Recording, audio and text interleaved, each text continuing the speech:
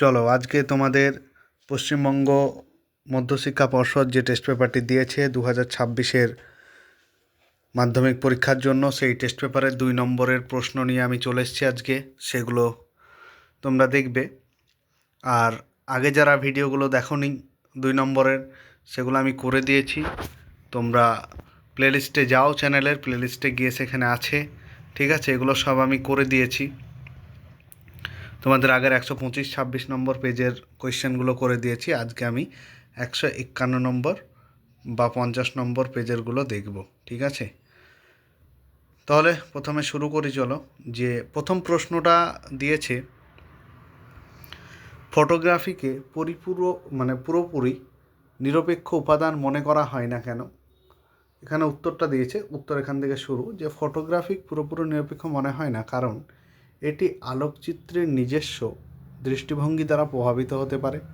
অনেক সময় নির্দিষ্ট কোনো উদ্দেশ্য সাধনের জন্য আলোকচিত্রী ছবির প্রেক্ষাপট পরিবর্তন করেন বা বিশেষ কোনো অংশকে বড় করে দেখান, যা প্রকৃত সত্যকে আড়াল করে, ঠিক আছে?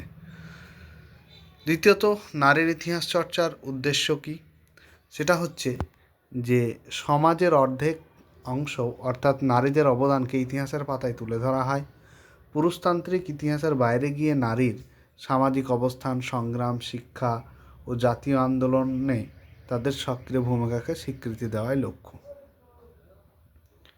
3 নম্বর দেখো, যে স্কুল বুক সোসাইটির প্রতিষ্ঠার উদ্দেশ্য কী? না, স্কুল বুক সোসাইটি প্রতিষ্ঠা করেন 1817 সালে ডেভিড হেয়ার। এর মূল উদ্দেশ্য ছিল স্কুল পড়ুয়া ছাত্রছাত্রীদের জন্য সুলভ মূল্যে ভালো মানের পাঠ্যপুস্তক ছাপানো এবং ইংরেজি ও দেশীয় ভাষায় মানসম্মত বই সরবরাহ করা।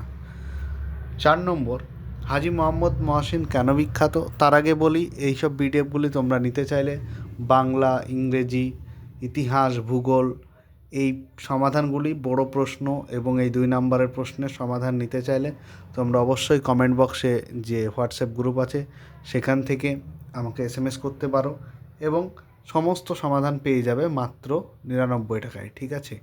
তো তোমরা পেইড গ্রুপে যুক্ত হয়ে যাও, ঠিক আছে? পরবর্তী দেখো, যে হাজী মোহাম্মদ মহসিন ইতিহাসে বিখ্যাত কেন? তো তার দানশীলতার জন্য তাকে ইতিহাসে দানবীর হিসেবে বিখ্যাত।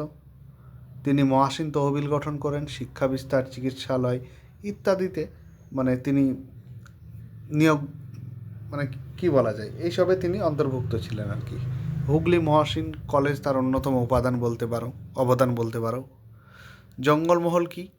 না, জঙ্গলমহল 1805 সালে ব্রিটিশ সরকার বাঁকুড়া, বীরভূম, মেদিনীপুর ও বর্ধমানের একাংশের বনভূমি ও পাহাড় ঘেরা অঞ্চল নিয়ে একটি পৃথক প্রশাসন জেলা গঠন করেন, যেটা জঙ্গলমহল নামে পরিচিত, ঠিক আছে?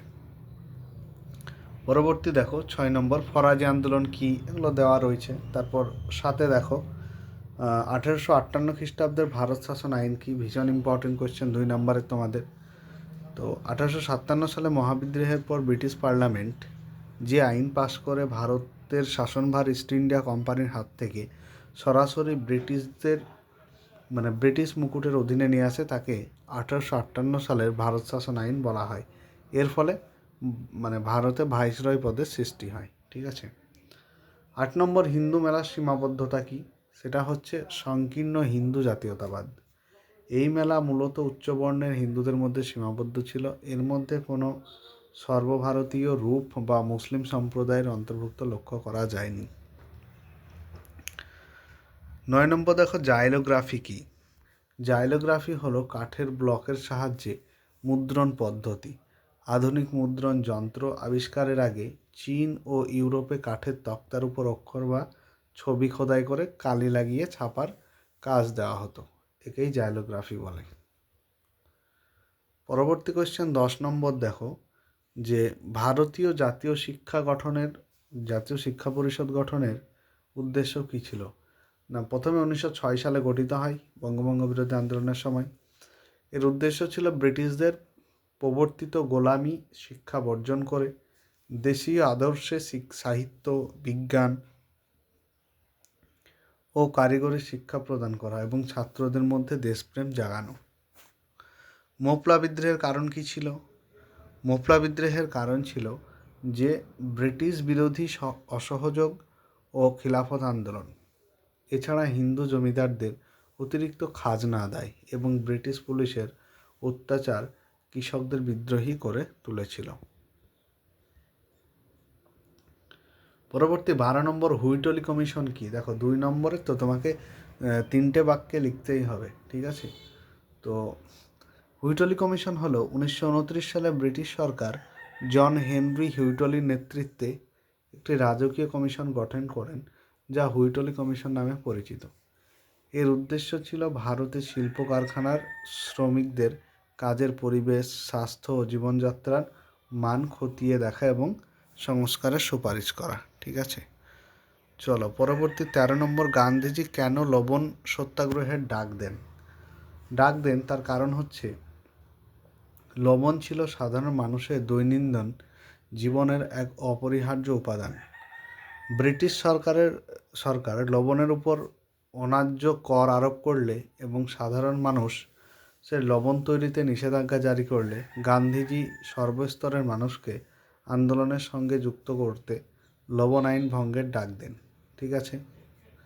যারা চ্যানেলটিতে নতুন অবশ্যই সাবস্ক্রাইব করো। এখন তোমাদের প্রতিনিয়ত এই টেস্ট পেপার সমাধানের ভিডিও কম বেশি আসবে, কিন্তু পিডিএফগুলি নিতে চাইলে বা বড় কোয়েশ্চেন, ছোটো কোয়েশ্চেনের সমস্ত পিডিএফ এবং অন্যান্য যে সমাধান বাংলা ইংরেজি রাইটিং, ঠিক আছে, সমস্ত কিছু বড় প্রশ্নগুলো তোমরা পিডিএফ আকারে পেয়ে যাবে, ঠিক আছে? মাত্র 99 টাকায় তোমরা হোয়াটসঅ্যাপ গ্রুপে যুক্ত হয়ে যেও। পরবর্তী বলেছে কারা কবে জাস্টিস পার্টি প্রতিষ্ঠা করেন? তো 1916 সালে মাদ্রাজে, বর্তমানে চেন্নাই, টি.এম. নায়ার এবং পি. থাগরাজা, মানে পুরো নাম দিয়েছে, ঠিক আছে, চেট্টি, জাস্টিস পার্টি প্রতিষ্ঠা করেন। এটি মূলত অব্রাহ্মণদের অধিকার রক্ষার একটি রাজনৈতিক সংগঠন। 15 নম্বর দেখো যে ভারতে কাকে কেন লৌহমানব বলা হয়? সর্দার বল্লভভাই প্যাটেলকে সবাই জানি।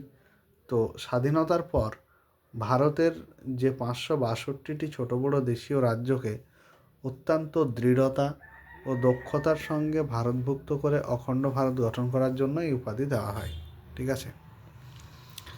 তারপরে দেখো যে উদ্বাস্তু সমস্যার ক্ষেত্রে পাঞ্জাব ও বাংলার চরিত্রগত কি পার্থক্য?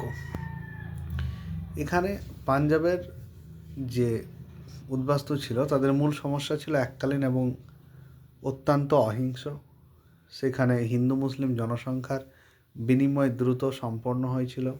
অন্যদিকে বাংলার উদ্বাস্তু সমস্যা ছিল দীর্ঘমেয়াদী, ঠিক আছে? এইভাবে তোমরা 2 নম্বরের কোশ্চেনগুলো লিখে দিও, ঠিক আছে? আজকে তাহলে ভিডিওটি এই পর্যন্তই।